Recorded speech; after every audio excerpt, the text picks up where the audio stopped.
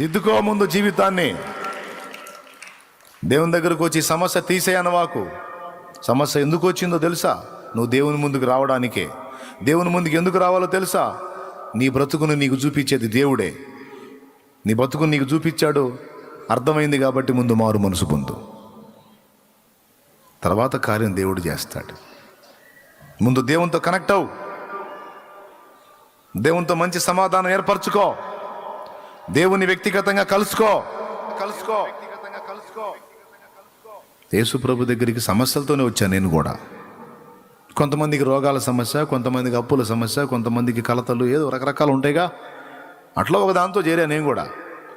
యేసు ప్రభు దగ్గరికి చేరినాక నాకు అర్థమైంది, ఇది సమస్యలు తీర్చు, అవి తీసే ఈ తీసే కాదు.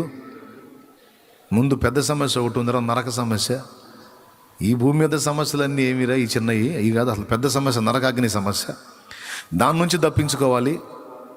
అది ఇది రెండింటిని తప్పించడానికి నేను శక్తి గలవాడను, నా ప్రాణమే పెట్టా. కాబట్టి ముందు మారు మనసు పొందు. జీవితాన్ని నా చేతికి అప్పగించు.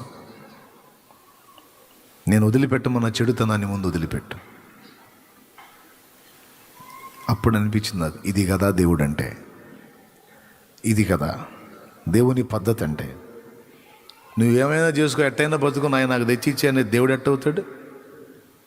నీ జీవితాన్ని మార్చుకో. ముందు నీవు మారు మనసు పొందో,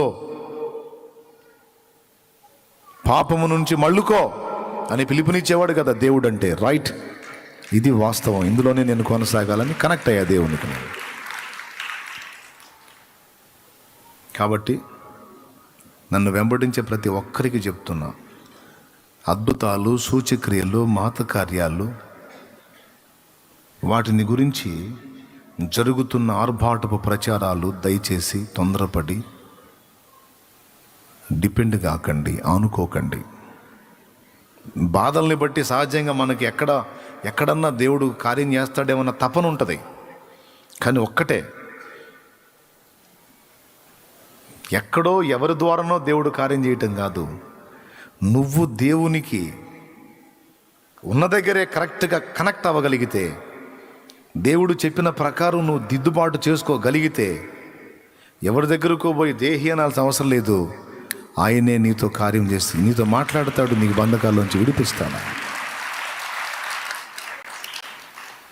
నేను బరిగెత్తలా, కనబడ్డ గాడిగల్లా బరిగెత్తలా. వాక్యం చదువుకున్నాను, ఓ సహవాసంలో రక్షింపబడ్డాను. పరిస్థితులను బట్టి, అనివార్య కారణాలను బట్టి ఇంకో ప్రాంతానికి వెళ్ళి ఇంకో సహవాసంలో ఉండాల్సి వచ్చింది. ఇక్కడ ఉండాతి కాలేదు, ఇంకో చోటకి వెళ్ళాను. అక్కడ అందుబాటులో ఉన్న సంఘంలో ఎదిగాను. తప్పించి ఇక కనపడ్డ కాడికల్లా పొలవమని పోలా. ఒక సంఘంలో, ఒక సహవాసంలో, ఒక బోధలో, ఒక క్రమంలో, ఒక పద్ధతిలో నాటబడాలి అని ఫిక్స్ అయిపోయాను. ఫలానాయన గొప్ప దైవజనుడంట, ఫలానాయన గొప్ప దైవజనురాలంట, అసలు వాళ్ళ ఊరకు వాళ్ళ నీడబడితే చాలంట, వాళ్ళ వస్త్రం తగిలితే చాలంట, వాళ్ళ చేయి తగిలితే చాలు.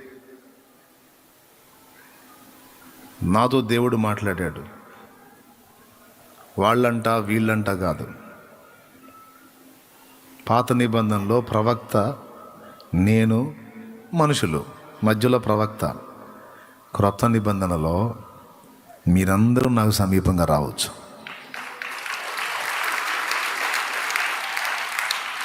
ప్రవక్త చెబితేనే నేను వింటాను, లేకపోతే విననన్నది లేదు. నువ్వు వచ్చి నాతో కనెక్ట్ అవ్వచ్చు. అలాగా క్రొత్త నిబంధనలో అందరికీ కూడా తన దగ్గరికి రావటానికి, తనను వ్యక్తిగతంగా కలుసుకోవటానికి అందరికీ స్వేచ్ఛ ఇచ్చాడు. గైడెన్స్ కోసం పెద్దలు అవసరం, కానీ వ్యక్తిగతంగా మనం దేవుణ్ణి కలుసుకోవటం అవసరం. దేవుని నాయకత్వం, అలాగే దేవుడు ఏర్పరిచినటువంటి ఆత్మీయ నాయకుని నాయకత్వం, రెండు అవసరం మనకి. అందుకే నేను హైదరాబాద్లో చర్చికి వెళ్ళేటప్పుడు కూడా తడవకి వెళ్ళి అక్కడున్న దైవజనుని నేను ఇబ్బంది పెట్టాలా. నాకు ఏ బాధ అయినా, ఏ అప్పైనా, ఏ తిప్పలైనా, ఏ వేదనైనా, ఏ దుఃఖమైనా దేవుడితో నాకు వ్యక్తిగత పరిచయం లేకపోతే కదా ఆయన్ని పీడించాలి నేను. హలో, జీవము గల దేవునితో వ్యక్తిగత పరిచయం ఏర్పడితే ఇక మళ్ళీ మధ్యవర్తితో నేను మధ్యవర్తిని పీడించి ఆ వ్యక్తిని టైంని తినేసి నేను ఏదో చేయటానికి అవసరం లేదు. వాక్యం ఉంది, దేవునితో వ్యక్తిగత పరిచయము ఉంది. కాబట్టి వాక్యం చదువుకుంటాను, ఆయనకు సమీపంగా నడుచుకుంటాను. ఏ బాధ అయినా నేను పోయి అన్న నాకు ఈ సమస్య ఉంది, అన్న నాకు ఈ బాధ ఉంది, అన్న నాకు ఓకే చెప్పుకోవచ్చు. కానీ విచిత్రం అదే, ఆత్మీయ జీవిత ఆరంభం నుండి కూడా నేను ఆ పని చేయలే. మోకాళ్ళుని దేవునితో కనెక్ట్ అయ్యి దేవుడు నేను దేవుడు ఏదన్నా తేల్చుకుంటే దేవునితోనే తేల్చుకుంటానని మోకాళ్ళుని దేవుని పాదాలే పట్టుకున్నాను. అలాగని దైవజనులను తృణీకరించడం కాదు. వాళ్ళకి ఇచ్చే విలువ వాళ్ళకి, వాళ్ళు బోధించేది వినాలి, వాళ్ళు నేర్పించేది నేర్చుకోవాలి, వాళ్ళు నడవమన్న హెచ్చరికలో నేను నడవాలి. కానీ పూర్తిగా దైవజనులతో కనెక్టింగ్ కాదు, నేను దేవునితో కనెక్ట్ అవ్వాలి. తర్వాత దేవుడు నియమించిన దైవ ప్రతినిధులతో కనెక్ట్ అవ్వాలి. నేను చెప్తున్నా, వ్యక్తిగతంగా నువ్వు దేవుణ్ణి కలుసుకోవటం అనే దాన్ని సాధన చేయి. దేవుడు నీ ప్రార్థన కూడా వింటాడు, దేవుడు నీ మనవికి కూడా చెవియొగ్గుతాడు. ఆమేన్.